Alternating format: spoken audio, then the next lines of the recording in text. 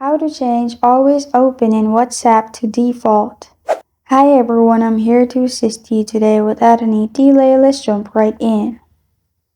First, open settings on your device.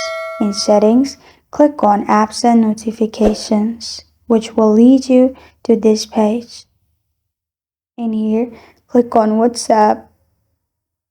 After you've clicked on WhatsApp in here, simply click on advanced. After you click on advanced will expand and you will find open by default option in here. Click on open by default, which will lead you to this page.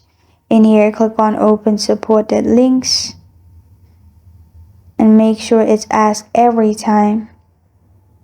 Then go back.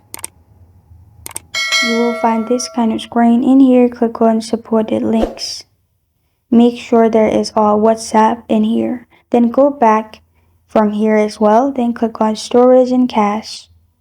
In storage and cache, you will find clear cache option. Click on clear cache and then click on clear storage.